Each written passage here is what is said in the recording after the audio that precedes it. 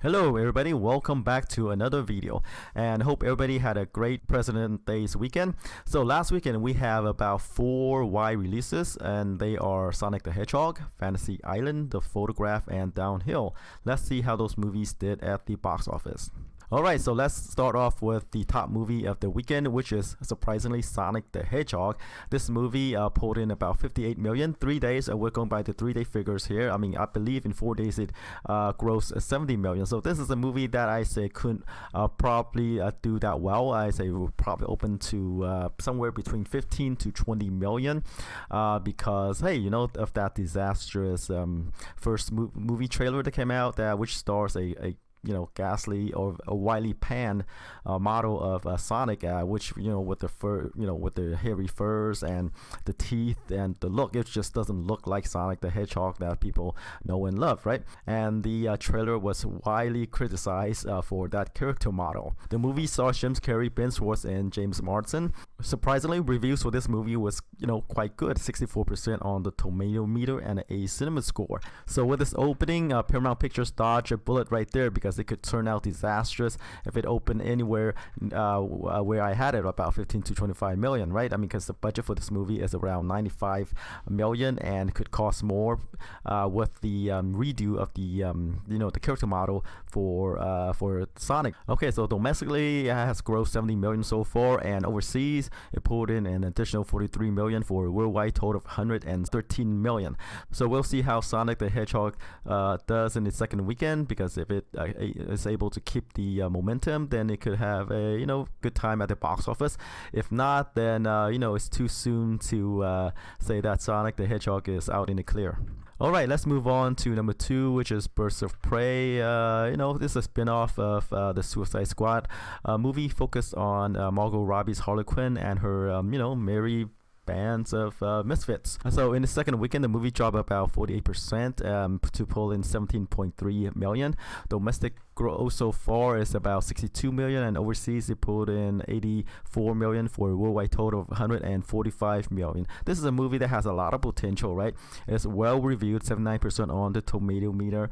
It has a B+ cinema score, but more importantly than that, right? It is followed on the coattail of a very successful Warner Brothers DC movies like Aquaman, Wonder Woman, Joker, right? Even Suicide Squad left a good impression on audience. And this is a movie that I could probably open very high up, which turned out to be wrong, right? Like 120 million, but it opened way lower than that, right? Opened to 33 million. And it goes to show that people were clamoring for like a female themed superhero movie, and when they made one, the audience didn't turn out for it, right? The budget for the Birds of Prey is about 85 million, so which is pretty decent for a movie of this type, right? But the box office just didn't have a strong showing. I say the problem could be that it's more female focused instead of like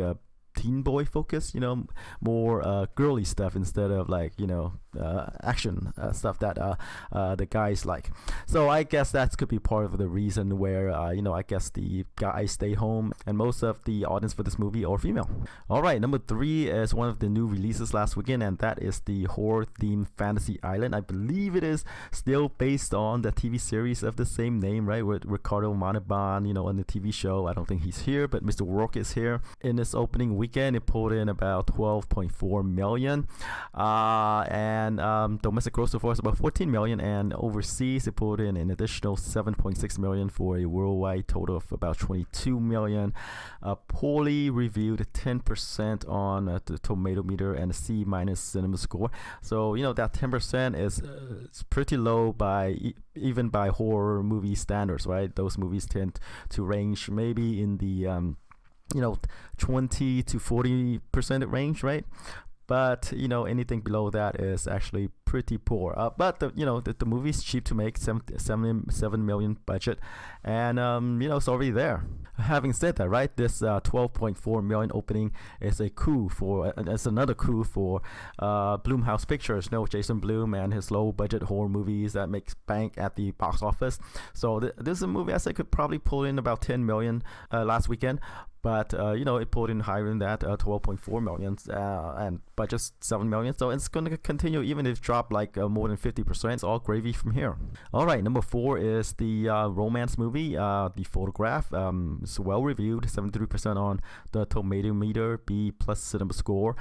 This is a movie that I say could probably open around 5 million, because like I said, the trailer didn't give me any reason to watch it. But again, this movie performed well at the box office. This movie put in 12.2 million for 3 days, and let's see, domestic gross is about 13.3 million, and it hasn't opened overseas yet. And I don't think this movie cost that much to make. The budget for this movie is about 16 million, and given the good reviews and the boost from Valentine's Day, right, and this opening figure, it could probably make back its budget at the box office. All right, number 5 is Bad Boys for Life, the third Bad Boys movie. In its 5th weekend, it dropped about 4.7%, which is is actually pretty good. Who knew that it did well for President Day's weekend? In its 5th weekend, it pulled in about 11.5 million. See, domestic gross so far is at 183 million and 187 million overseas, for a worldwide total of 370 million. Budget for this movie is 90 million, and the good news for Bad Boys fans is that they are starting Bad Boys 4. They're making the sequel to this one. All right, number 6 is the Sam Mendes war movie 1917. It pulled in 8.1 million in its 8th weekend, drop off about 12.2% from its previous weekend. Let's see, domestic gross is 145 million, and additional 178 million overseas, for a worldwide total of 324 million. The budget for 1917 is about 90 million, so it's doing very well at the box office. All right, number 7 is newcomers to the top 10 is Parasite, the Bong Joon-ho movie, the Oscar winner for, I believe, director and best picture, as well as a host of other awards as well. It did really well, and this is this Oscar bump. It expanded, added 941 additional theaters, and this is 19th week, 19th 19 at the box office. So it has this platform release, and with the Oscar win, it went wide, and it pulled in about 5.7 million at the box office last weekend. That's actually pretty good, considering that it is a Korean movie, Korean language movie with subtitles, right? And let's see, domestic gross so far is about 45 million, and overseas it pulled in an additional 135 million, for a worldwide total of 180 million. All right, number 8 is just Jumanji: The Next Level, which is the sequel to Jumanji, starring Dwayne Johnson. In its 10th weekend, it put in about 5.5 million. Domestic gross is 307 million and 473 overseas, for a worldwide total of 780 million. So yeah, this Jumanji franchise is doing very well. Expect Jumanji 3 sometime in the future. All right, number 9 is the Dolittle movie, starring Robert Downey Jr. He's doing something other than Marvel movies, and I guess this is the result. Budget for this movie is quite high, 175 million, and in its 5th weekend, it pulled in about 4.9 million. And let's see, domestic gross is only 71 million, and an additional 110 million, for a worldwide total of 182 million. So yeah, it's a money loser for Universal Pictures. And finally, to close out the top 10 is one of the other new releases last weekend, and that is the comedy Downhill, starring Will Ferrell and Julia Louis-Dreyfus. This is a remake of a sweet comedy called Force Majeure, right? It's about a guy who lost his parents, and then he's having this crisis, and then an accident caused him to to save himself and not his wife and kids. So there's a crack in their marriage and his relationship with his children as well.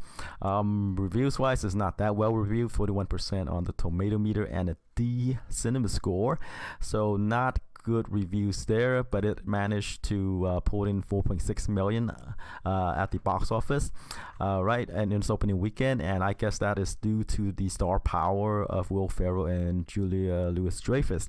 Second weekend, I don't have high hopes for the second weekend because these type of smaller movies depend on word of mouth and reviews, and but who knows, right? We'll see how well this movie will do in the second weekend. Alright, so that's it for the box office top 10. Let's tune in to the new releases this weekend, and that is The Call of the Wild, which is based on the Jack London novel, right? And then the horror movie Brahms, The Boy 2. Alright, let's start off with Call of the Wild. Like I said, it is based on Jack London's novel of the same name, starring Harrison Ford, right? Omar Sy's here, Karen Gillan, Bradley Whitford, Colin Woodell. Well reviewed at this point at Rotten Tomatoes, 70% on the tomato meter. The trailer looks kind of fun, right? Features the CGI dog, and if you've seen the CGI used in the Disney movies like The Lion King, right? This one I guess is used better because it's a CGI live action mix, so there's not that much of an uncanny valley there, and the dog is really expressive, so I guess there's this attraction there, right? But then this is a movie that's based on Jack London's novel, who I guess the question is like, do people want to watch this novel turn into a movie, right? And Harrison Ford is here, so who knows? But like I said, the trailer left a good impression, because the dog is really the star of the movie, right? And he's very expressive, so I guess that's a point in this trailer. So I think Call of the Wild could probably pull in somewhere like 25 million plus this weekend. Alright, let's move on to Brahms, The Boys 2. It's the horror movie. It's a sequel to the 2016 movie titled The Boy.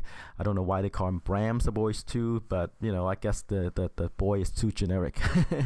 But the first movie did really well, right? It opened to 10 million, went on to gross 35 million domestically and 74 million worldwide on a $10 million dollar budget. So I guess that's why we are seeing The Boys 2. This movie had its release delayed. It was supposed to be released last year, but it's I guess they found time to release it this year for some reason. It stars Katie Holmes. As the theme goes, right, it looks like a generic doll movie, right? Creepy boy, creepy doll, and terror that goes out in this creepy house. There's no reviews on Rotten Tomatoes right now, but I don't expect the reviews to be good because, like I said, this is pretty much a generic, creepy doll horror movie. And as such, I think the gross is going to be low, right? I think the opening for The Boys 2 is probably somewhere going to be around 3 to 5 million. I wouldn't be surprised if it opened as high as 8 million, but I'm gonna go low with 3 to 5 million. Alright, so that's it for this podcast. Tune in next time to see how it did. Until then, take care. Bye bye.